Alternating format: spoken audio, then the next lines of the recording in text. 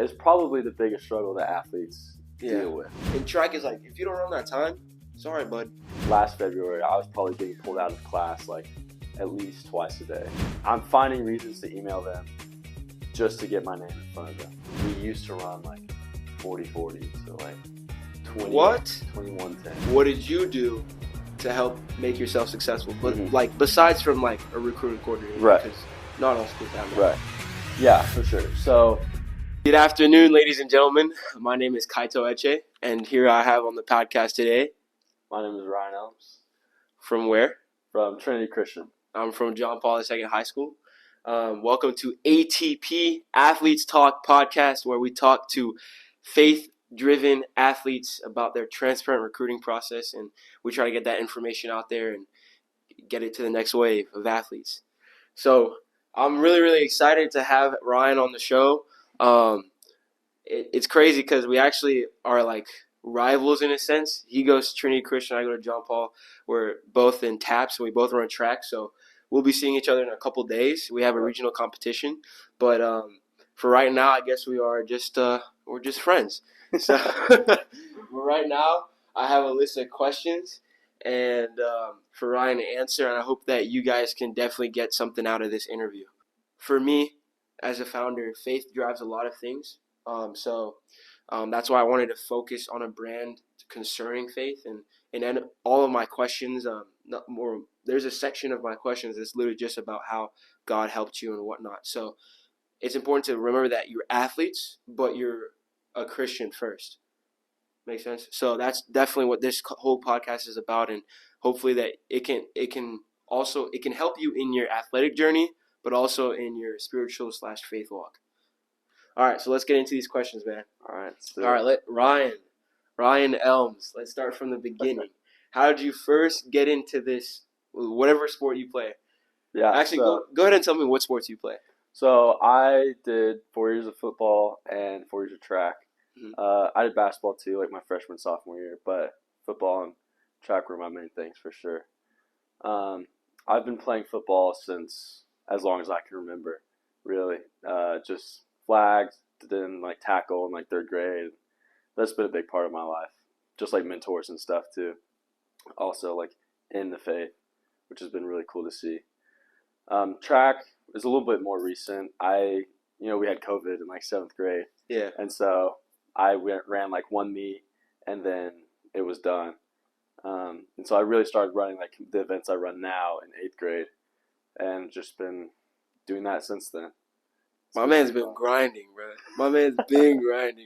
And the funny thing is the fact, like, when I first met him, I asked him, I'm like, well, that's not true. The second time I met him, I asked him, are you going to run summer track? He goes, nah, I'm not running summer track. I'm like, bro, what? What are you doing? Okay, this man runs 21 in the 200 and 48 in the 400. Like, why would you not run summer track? But, I mean, to each his own. I got football, man. Football? Yeah. Football? Okay. Yeah. So, well, actually not this year, so we'll see what I end up doing. I'm trying to walk on right now. Hey, I support that. Yeah. Dude, you can definitely do it. I appreciate for sure. It. Thanks, for sure. Don't be discouraged. I know it's like, that's also part of like the adversity that an athlete would go through, you know? Mm-hmm. Just because someone may be talented doesn't mean that they won't go through struggles, right? And guess what? That's character forming. That's what God is trying to build in you. So walk on isn't easy, but they say this quote where it's like, tough times don't last, tough people do. Yeah. And so, I mean, definitely go out and do that, bro. For sure. So next question is, conveniently, has there been a time where you felt God gave you adversity on purpose? Can you share any insight on how that shaped you? Yeah, for sure. I mean, between like years of sports, you obviously get injured and stuff. And so that's like an easy area where, you feel adversity and then you heal and you get to come back and it's kind of like, oh, like I get it now. Mm-hmm. But I think, and I've had my fair share of injuries. Like I dislocated my elbow this year in football. You had a cast, right? Yeah, I had a cast last year, concussions and stuff. Track, I've mostly been like pulled hamstrings and stuff, but nothing terrible. But last year, I would say like at the regional meet, which was our only qualifying meet last year. But I like what it was the first time. Do you remember Isaiah? Isaiah Yeah, Bate. he went to JP Yeah, too. So. yeah, he did go to JP Yeah, too. man, I lost to him for the first time in the 400. How did and that feel? I was pissed, man. And Competitive then nature. we've been racing, and like it's that thing where like you're cool, but also you're like I can't lose to him. Right. Yeah. And so yeah, I lost to him, man. And it was like the week after I had gone sub 50, and I like went, I guess like 50 plus again. And so yeah, I was mad. And then the 200, I like threw up like 30 seconds before my 200. Yeah. And then like barely qualified in that. So then the 4x4 comes. I'm like, dude, okay, I'm just trying to get to the end of the day. And we were in 5th place when I got the baton, and that was like the fastest split I've ran in my life. Like I split like 47.5. Are you serious? Yeah. And I thought last week was the fastest. No, bro. I split 47.5 regionals last year, and Jeez. that was like probably the most time I've ever felt in my life. But like I had a little extra like push, not only for my team, because like I had to get us to qualify. Like it was on me, but also because like I hadn't performed as well as I wanted to earlier in the day. So you got like a chip on your shoulder. I had a chip on my shoulder, and so that was something like, and like I'll talk more about this later. But one of my teammates, like, who had a big impact on me in my life, was like able to go to state because of that, like because of like your efforts in helping the team. That race. And so that was something where it was like it all kind of came together. I like saw the vision board a little bit more afterwards. I respect that. Yeah. I also want to speak on adversity. Like just like you, injuries is a big thing, dude. I remember the first time I ever had like a major injury was my sophomore summer, and like I was ready to quote unquote shock the world. Like I had gotten a new trainer, I had outside of school, and he was like, and my times dropped significantly in the 800, and we were just training lactic workout after lactic workout. I mean, we were focused, and it comes around like November, and I sprained my ankle. And bro, this is not like a regular ankle sprain because it was like chronic. Like we went to see the physical therapist, and they said like if you don't rest, like this is gonna be chronic. And with me, it's like I'll rest like a week, and I'll be back to like you're itching, bro. Exactly. Like how am I gonna stop training? Right. So I do that, and I joined a new track team, like outside of school, and bro, like I stayed injured until like July. Yeah. From November. It's December, January, February, March, April, June. May, June. That's freaking almost 9 months, bro, of just being injured. So like crazy. When you talk about adversity, bro, like I understand like injuries suck. Injuries absolutely suck. Like, but it's like it's a test. It's like, are you gonna keep pushing, even though, you might not seem like you're able to. I would say like it's probably the biggest struggle that athletes deal with. At least like once you get to a higher level, but maybe underperformance as well. But like, it's a mental test. It's a mental, and even when you're healthy again, it's like, oh, am I gonna get injured again? Like, what happens? Like, So for sure, I completely understand that. How do you think it's shaped you though? I think that experience, like, has definitely helped me see, because track is somewhat a team sport, and it's easy to see like the individual part of it, but seeing like how much it meant for my teammates and like realizing how much I wanted them to go to state as well, has helped me, at least in track, like realize how important the team really is. Okay. Football, it's a little bit easier to see that, like working together towards the same goal. But I would say in track, it's easy to lose sight of that, and that is something that like now this year, that's something that I'm focusing on a lot more, is like creating community and trying to like foster a true like team environment with my classmates. For me, it was patience. Really? Waiting to see, like, are you actually going to keep, like, waiting to see when is my time to finally shine. So adversity definitely shaped me to have more patience with what I was doing. What kept you motivated to stick through the tough times? I would say that, like, trusting in the effect of hard work, like, that's something that's big for me personally, is, like, if I am working as hard as I can and, like, showing up every day and doing everything that I need to do, and it's not working, or, like, I'm not seeing any results, like, that's, like, blows my mind. Like, that's something, like, this past, like, couple months, like, underperformance, like, if I can't see, like, the results of my work, that's something that's really hard for me to get over. That's true. And so what keeps me going, like, in those times, I would say, is trust in, like, the grant, like, God's plan, honestly. Okay. Because I've had that happen before, obviously, like, and I've seen how that plays out for me.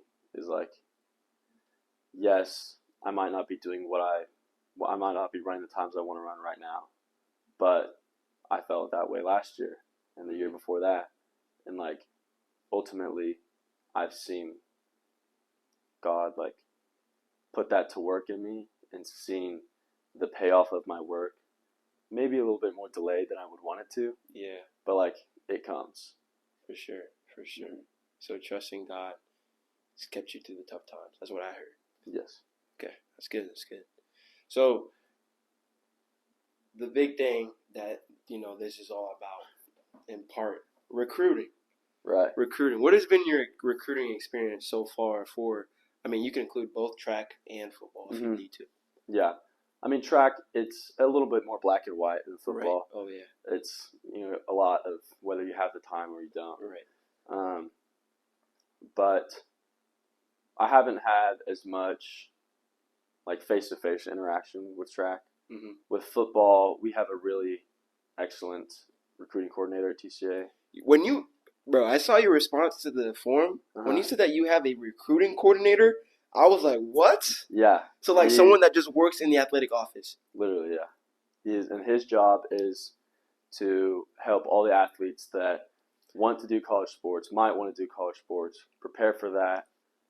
We probably have, in February, that's, like, the height of day. Right, when, like, coaches are coming to schools and stuff.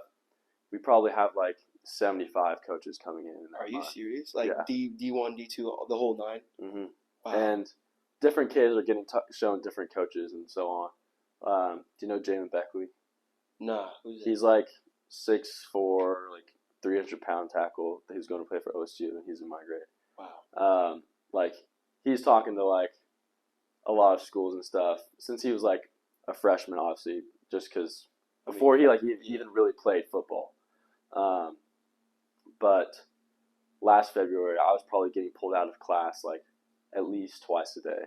Sometimes I was, like, getting pulled out of the same class multiple times. That's crazy. Because, like, of how many coaches that our coordinator, Coach Johnston, had coming in. Like, and his son is at Arkansas right now, I believe, still playing football. What position? Tight end. Yeah, okay. I think they might have moved him. But he, like, saw his son go through that process and wanted to help other TCA kids do the same thing. That's because crazy. Of, like, how much that he learned. Yeah. And so he has been incredible for, like, the recruiting at TCA. Like, telling you what to do. Like, make your Twitter, put this in there, blah, blah, blah. Bro, his connections with coaches especially, like, he got me, like, I was going up to visit Clemson, like, for college, and he, like, got me on the game day thing just because he, like, knew somebody, bro. That's tough. And, like, I got to have that experience. Like, that was awesome. That's like, tough. Yeah, it was super cool. That's crazy. So we do not have that at our school, but that's fine. I'm just saying. But, like, for me, it was like when I started, like, getting serious about recruiting, it was all these, like, like, oh, pay for my course, $500. I'm Right. like, I don't have that. Like, Yeah. who has?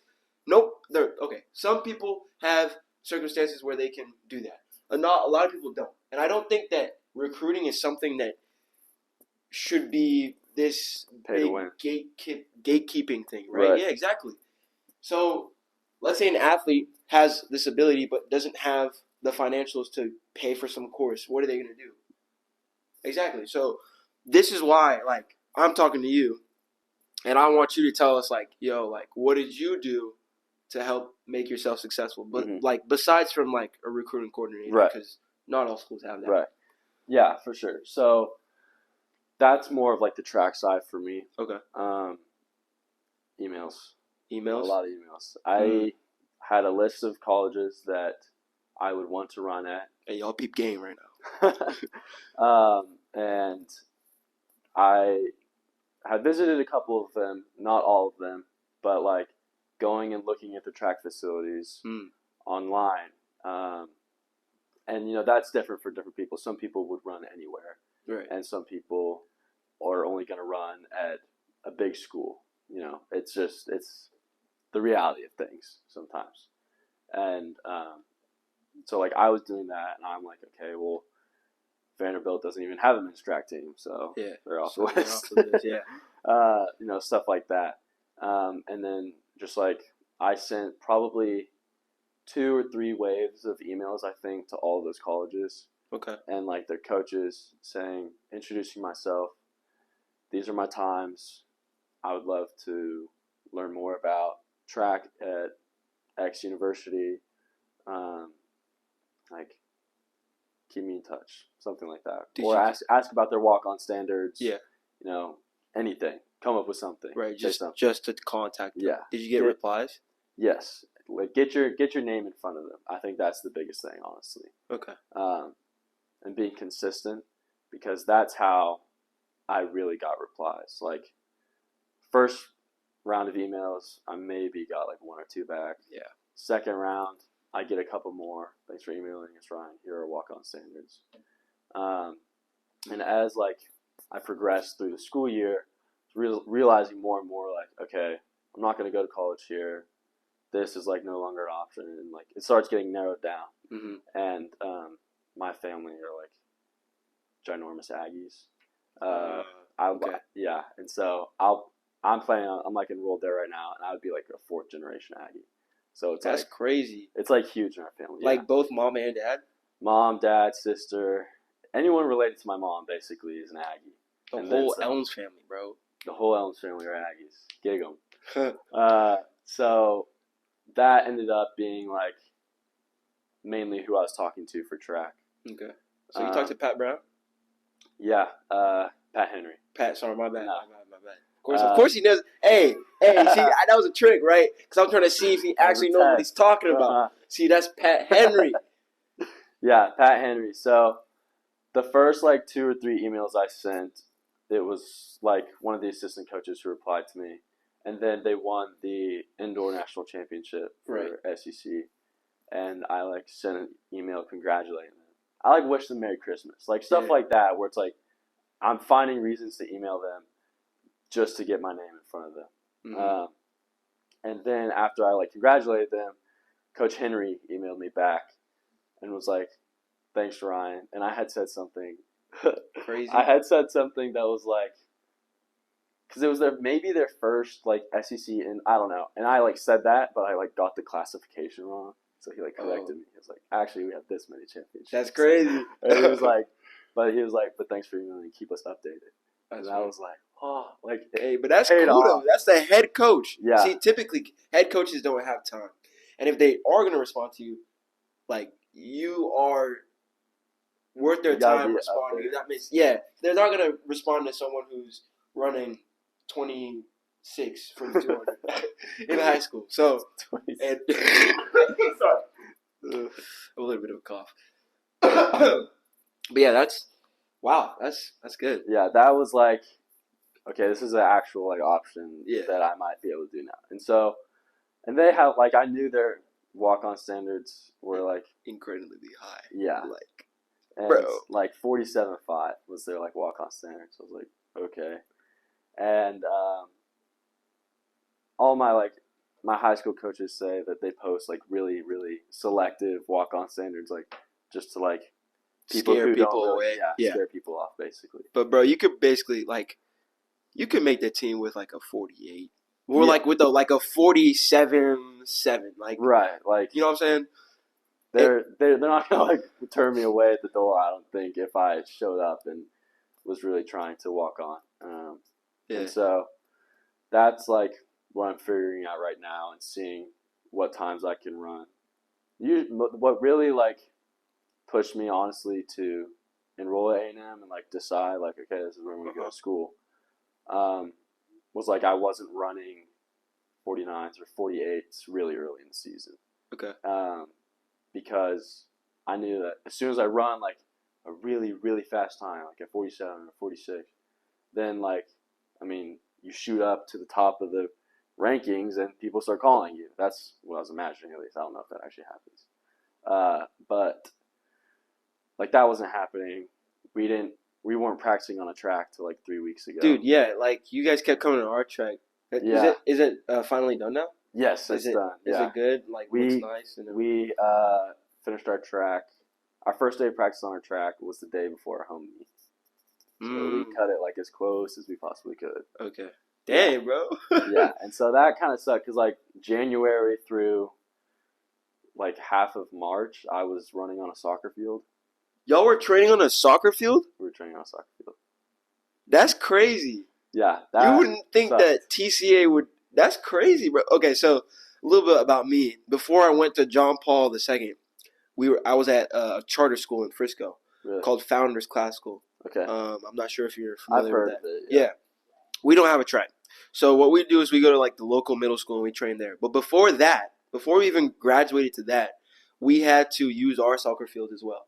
And so, I mean, I feel like that, honestly, though, even though we didn't have like the nice things, we still trained and we still did pretty well for what we had.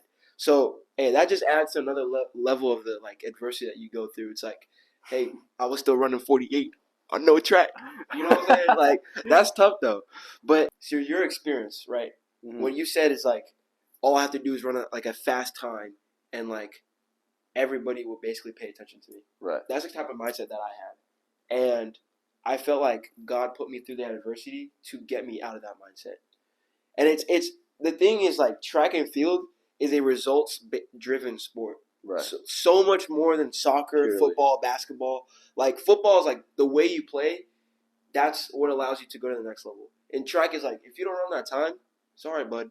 You know what I'm saying? Yeah. So it's like it's hard not to have that mentality, but to understand that your value does not come from your performance.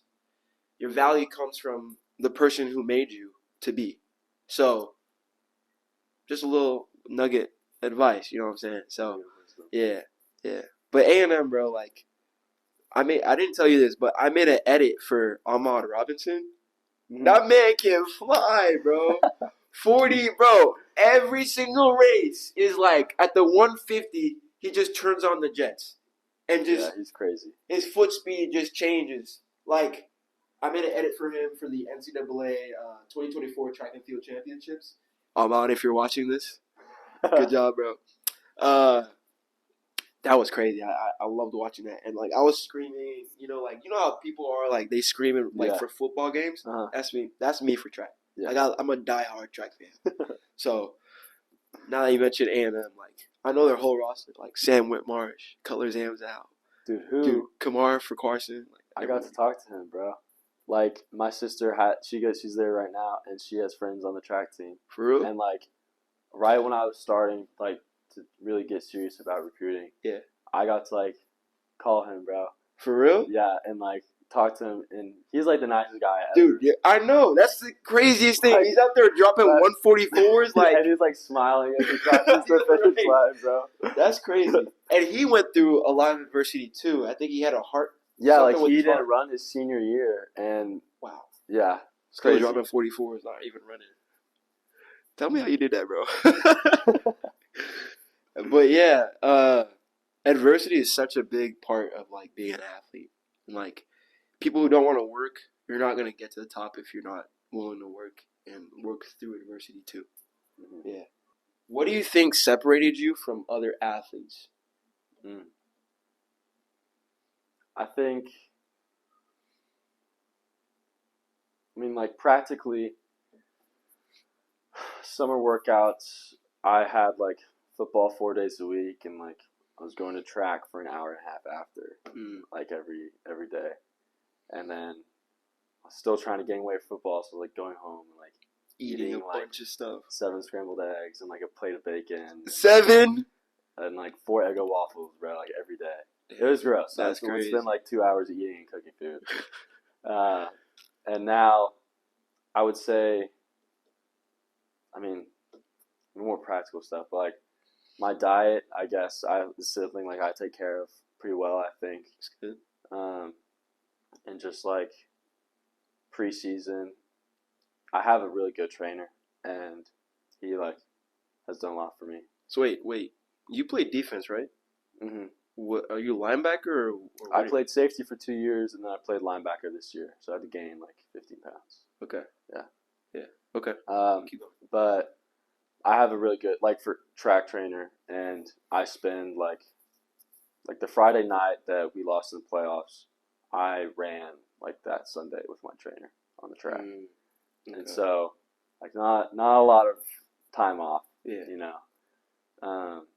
but it's really just putting in like there's levels, like levels in this. what people think that like the amount of time that they need to put in, there's always somebody who's like putting in more time. Right. There's always something else that you can do.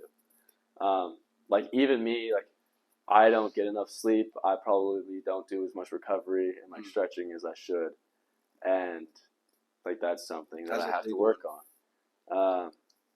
Which is like obviously huge in track. Of course. And so what sets me apart? Maybe I think my consistency. That's good. Like for real. I do everything I can to not miss anymore. Like there's not going to be a day where I'm like didn't show up and I'm like, oh, I just wasn't feeling it, or like I didn't like try hard today. Like even if I'm like in a bad mood, still gonna be like there. the sense of my competitiveness is gonna win out over that, and I'm gonna like still try hard.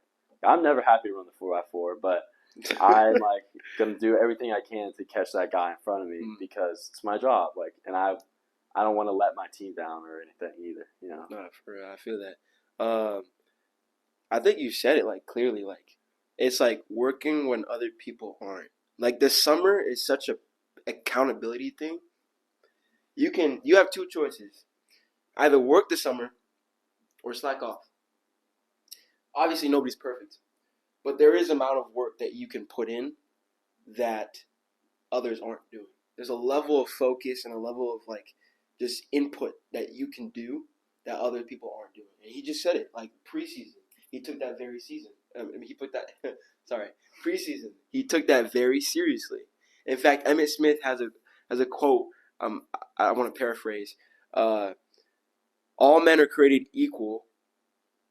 Some work harder in preseason.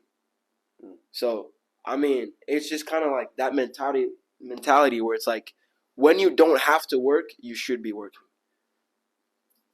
So it's the little things too. You also mentioned that, like the recovery. I don't know, getting enough sleep, doing Normatec if you have it, or stretching out. The sleep. That's a big one. A lot of people do not sleep. Me personally, dude, if I don't get my 8 hours of sleep, bro, I'm telling you right now, like, actually, I don't want to tell that story, but, okay. So I had, no slight to anyone, but I had a girlfriend. Damn, I don't know. When people are in relationships, it's like taking care of that relationship takes a lot of time, right? And you shouldn't commit to something that you're not ready to. But, bro, if you got to go to bed, go to bed. Tell Shawty you got to go to bed. Like, it doesn't matter if she wants to FaceTime. Like, bro. If she cares enough about you and what you want to do, she is not going to get mad at you for going to bed. Exactly. And then she's going to have to deal with you when you're sad and depressed when you get injured because you're not sleeping. So, like, bro, if let me just say this, right? If your girlfriend can't understand that, I would just break up at that point. Like, is this over? Like, she should be able to understand, like, you as an athlete need X amount of sleep. So you have to get that. I'm just saying. But that's a real tip. Like, I know a lot of people don't want to say that, but, like, if you're in a relationship and you're not getting enough sleep, something's got to go. Turn the phone off. For real. All right. Excuse me. How did you balance being a student and an athlete? I mean, you still are a student, but how do you balance it? TCA is pretty rigorous academically. I would say that, and there's a lot of student athletes at TCA. I had to drop a class this year, about a month and a half maybe into the year starting, because I didn't have a study hall, and there's a student government thing that I'm in that's I have a leadership position, so it takes up a lot of my time as well. So I had to sacrifice a class and take a study hall because it's in the middle of football season, and I was I can't do this all year. Yeah. This is gonna be terrible for me. And I've seen how much that has helped me. Mm-hmm. So I'm not saying drop all your classes, but using the most of my time at school for sure. We have some built-in time. Passing periods are a little bit longer at TCA, and we have some time after lunch to get work done. How long? 30 minutes. Your time? We have 30 minutes of lunch. We have 12:40 to 1:30 is what we have off for lunch. So what about passing periods? Passing periods are 10 minutes. Wow. We have 5. And so the amount of work this year that I have done in passing periods and back work, which is the time after lunch. Yeah. Not because I didn't want to do it and just wanted to go to sleep. Sometimes, but this is not what we're talking about.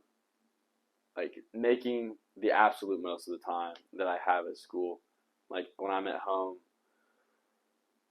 forcing myself to leave my phone somewhere else and that scrolling will get you. Focus for 30 minutes, and I can get a lot of my work done compared to I'm checking my phone every 10 seconds. Mm-hmm.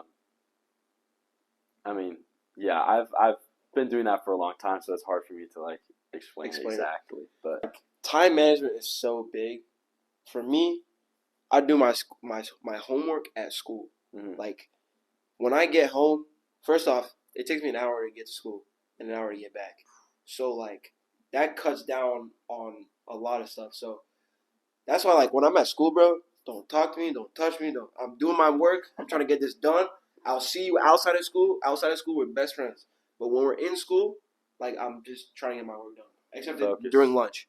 Lunch, that's my call.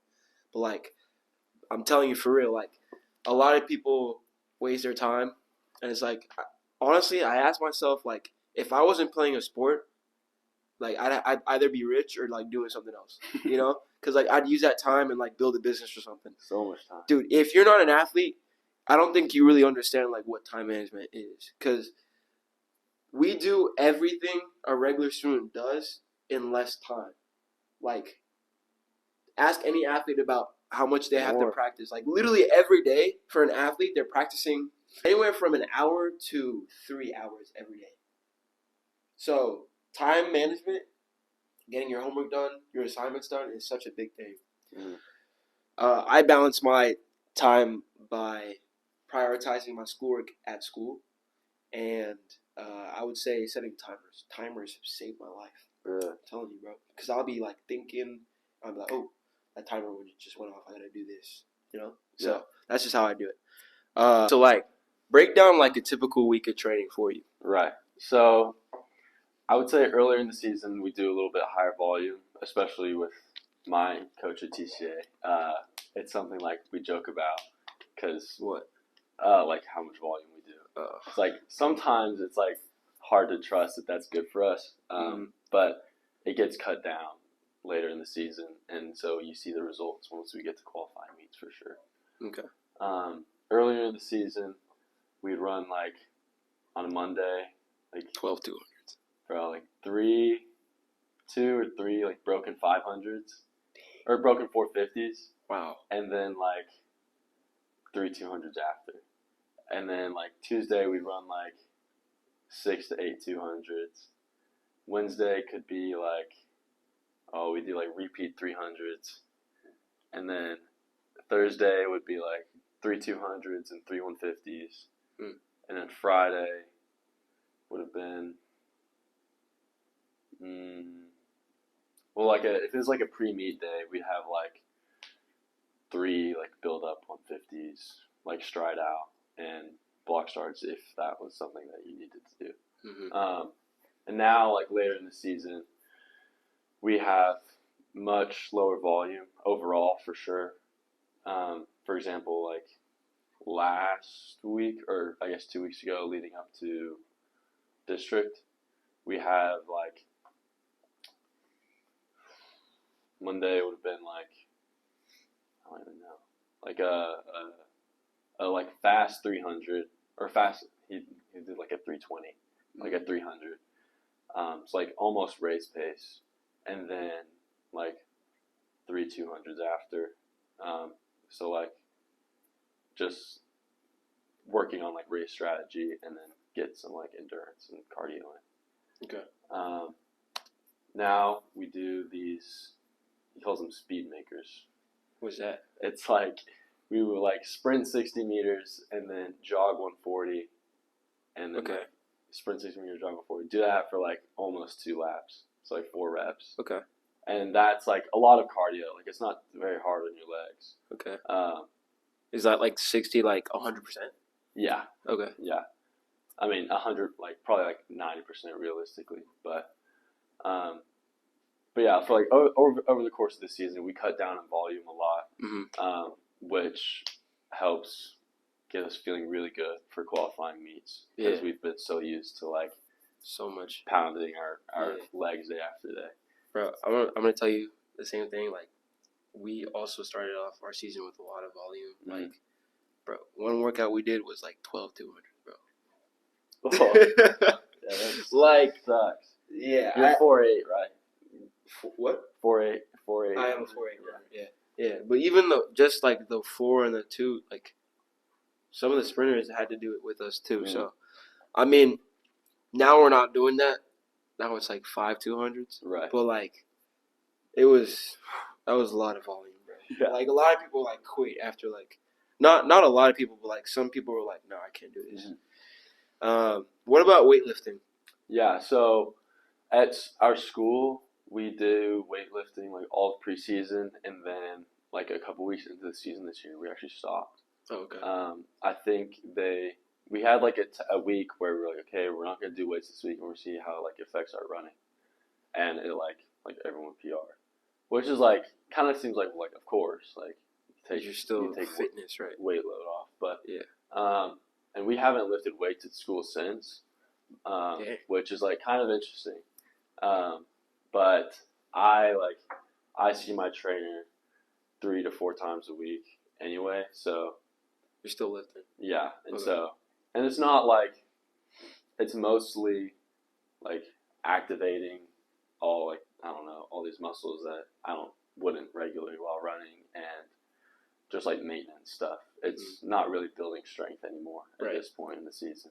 So for us, we still weight lift. We're typically doing more lighter weight, but higher well, we're faster. Faster movements, like bar speed, like you gotta move it quick, right? High velocity stuff. So lighter weight, yeah. What about for football? Like, how did you train a typical week? If you can, like, all the way back. For sure. So like during summer workouts, we did most of our like real training, I guess. Yeah. But it was a lot, and we actually had a new like trainer, I guess, this year, or like a workout coach. I don't know. I can't think of the word. Like strength and conditioning. Yeah. And so he was a lot less like volume. Like we used to run like 40/40s or like What? 21 tens. And that would be like our conditioning test days, like our really, really hard days. Like those are the workouts like we still talk about when we talk about our older coach. Wow. But like it was not what it needed to be. Yeah. It was volume. It was way too much volume for football. Yeah. And so this year it was like we'd do plyos every day, short like explosive sprints or sleds. Weights was we'd have upper body, lower body, upper body, lower body. Okay. And it was good, man. We had a really good conditioning program this summer. And then during the week, obviously, we would lift 2 times, once on Tuesday, and we wouldn't get out of practice till like 7 p.m. And then, wow, 7 p.m. Yeah, and then Saturday morning, like after the game, we'd have film, and then we'd have like a recovery lift. Basically. Yeah. Mm-hmm. And so, football practice is a lot of just like learning and repetition, and so there's not a ton of like real training that goes on. Right. It's just like your skills and then learning the schemes of the defense, offense, all that. Right. Okay. So this next question. What advice would you give to younger athletes trying to get recruited right now? This is for y'all. This is for y'all. I think. I believe that I've talked about it a little bit already, but consistency, like in talking to coaches and trying to get your name out there, having a profile on X or like Twitter has been really helpful. I mean, it's the only place really where you can post all that stuff and like get the feedback looks that you're looking for in a fast time too. Right. And so, like one of my friends who is playing football in college, he did a way better job on his like Twitter and X than I did. Like just more consistent, followed like way more people because he wanted to play football anywhere. He loves the game so much that he would play like Idaho Western Baptist or something and like been joyful. And so he like did an excellent job at that. Soren we met. Where does he go now? He's going to SNU.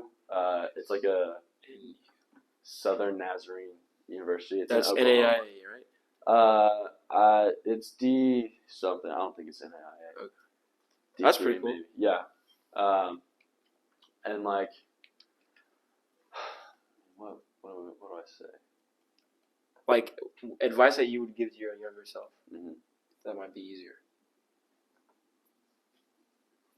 I mean, honestly,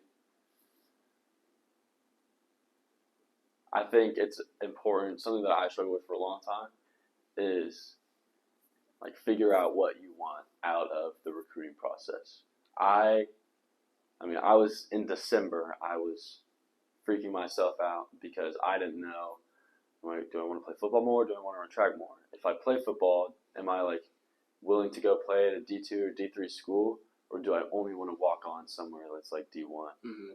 And I would go back and forth, and my recruiting coordinator is like asking me like, well, like you have to tell me what colleges you want to talk to, and my parents are asking me, and I couldn't figure it out, and I'm not sure that there was a point where I like sat down and made a decision, which I kind of wish I would have done obviously much earlier in that process. But like having a list of schools and like imagining the experience that you would have would have been really helpful to me. Okay. So being specific about what you want, I think, is something that I would definitely tell my younger self. Being specific. All right. Yeah. That's good. And so your favorite Bible verse, Matthew 6, verse 34? I don't know if it's your favorite, but yeah, I put that in there. I'm not sure if I can quote off the top of my head, but it says, let like your stress about tomorrow happen tomorrow. Well, let's pull it up. Let's pull that up. There we go. All right. Matthew 6, verse 34. New International Version. Therefore, do not worry about tomorrow, for tomorrow will worry about itself. Each day has enough trouble of its own. So talk a little bit about what that means to you. Right. So this season and in the past, I mean, throughout anyone's athletic career, stress and anxiety are going to be very real. Yeah. And like performance is obviously important to athletes. And so underperforming or fears about underperforming, then it's not going to, it's thinking about it and like resting on that and letting that sit in your mind is something that I've had to like deal with and overcome, because especially like as an underclassman, like you younger athletes out there, there's like shame and like guilt that comes with that, because the feeling that like you're letting down your team as the younger athlete because you don't have as much experience. And for older athletes, the amount of impact that you can have on those younger athletes, on your teammates, when they mess up, or not even younger teammates, just your teammates in general, but when they mess up and like lifting up your brothers or like sisters on your team is like unmatched. Like I have seen both sides of that when I was a sophomore, like seeing the guys who like picked me up and like really wanted me to succeed, and recognizing which teammates like he doesn't really care about me. Like he wants to win, but he doesn't care like how he makes me feel. That's not like important to him, and that's something that like it has stuck with me. Like Nathan, was it Nathan? Yeah, Nathan Chu, man. He was just a year older than me, but I mean since middle school, I remember in 8th grade or 7th grade, like we had finished our workout and he was trying to make me run more, and like he's like literally physically pushing me on some David Goggins, and literally David Goggins, Asian David Goggins, man. And he's like would tell me stories like he used to dehydrate himself in lower school so that PE would be harder, like crazy stuff. Like he's like it makes him sound like a psychopath, dude. Yeah. And like, but we had the same trainer in high school, and he is like one of the hardest working people I've ever met. And the amount, like, we spent so much time together between football and track, and he tore his ACL last year in a football game. And so that summer where we'd spend like 4 hours together every day. Yeah. And football didn't like turn out great. Been like 3-8 for the past 3 years. And like looking forward to track season, like having a really good 4x4, because we were both going to be on it. And there's like one of the guys that we have on it now was like going to be fast, and like watching that go down the drain was terrible. So like, is he good now? He's good now. He's at Baylor and he's doing good. And we keep in touch a lot. It was good, but he's just one of the athletes that really impacted you. Absolutely. And he is part of the reason that I felt so impacted by that regional track meet last year. Is that because I qualified, because we qualified the 4x4, he was able to like travel to state as an alternate and like watch me run. And he had like texted me afterwards and said like, and he doesn't get like sappy.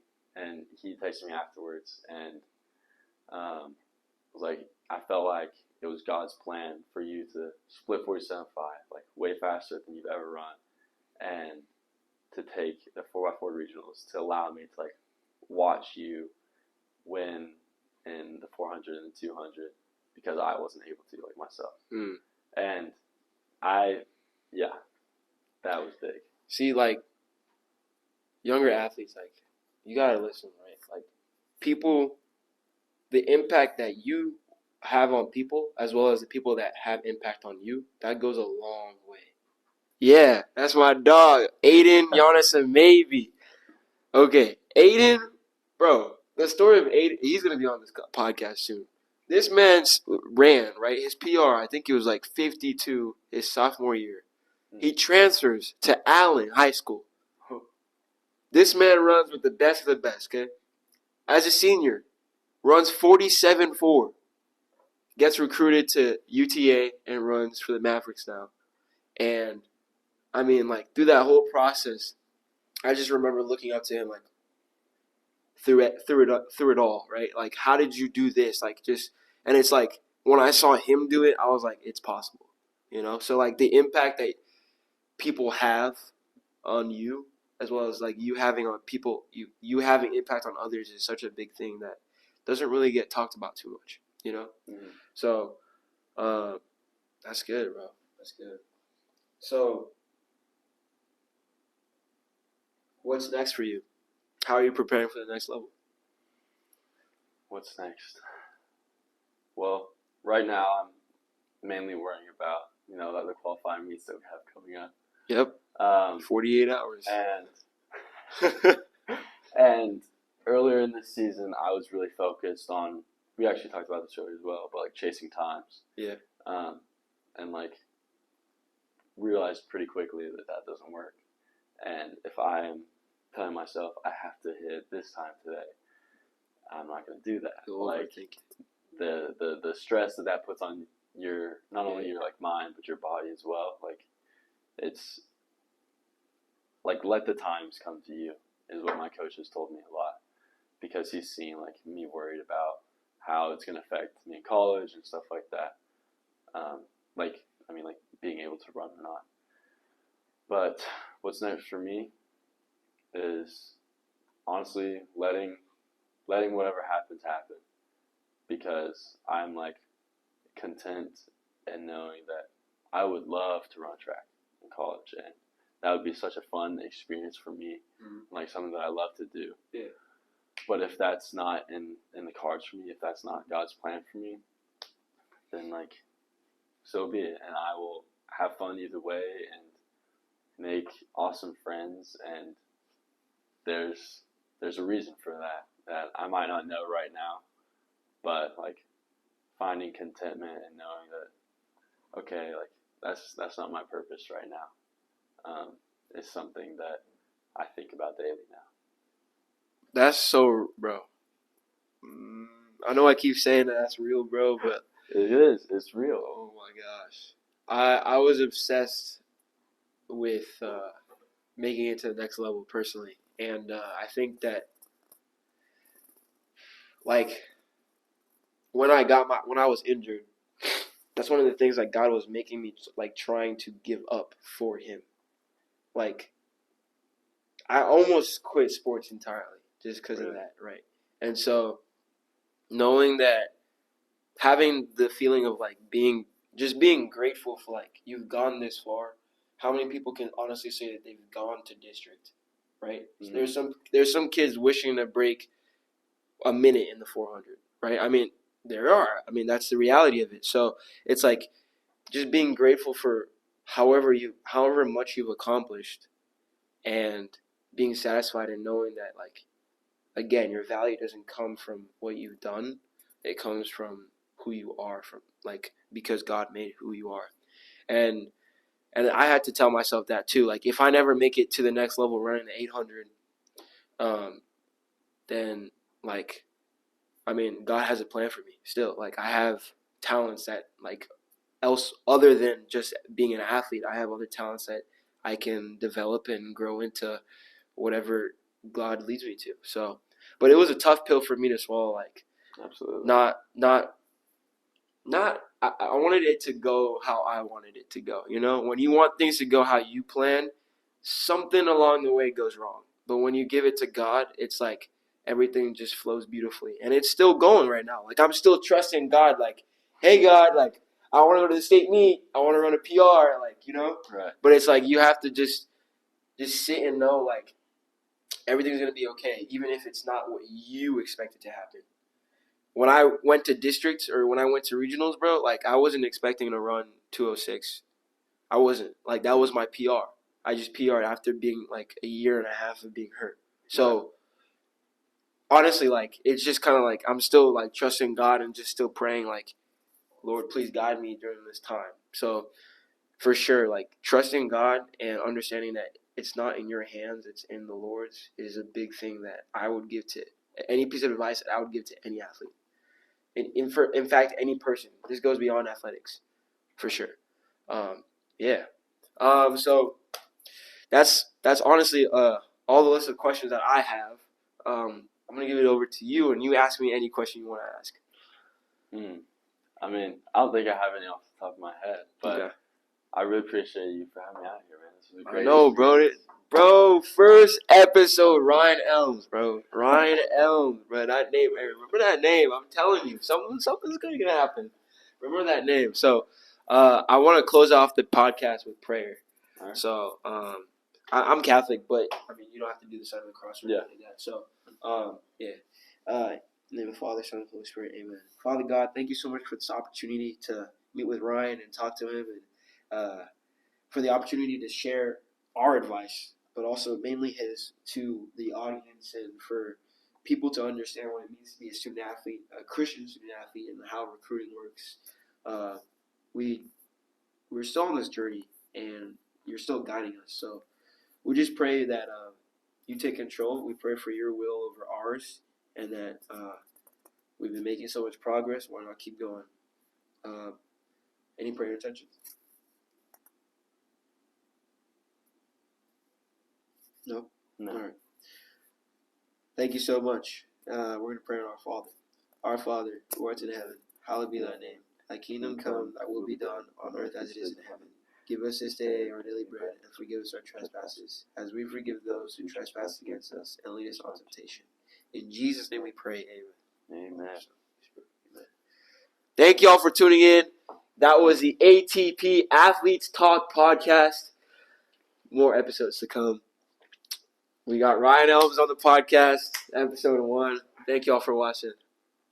ATP out.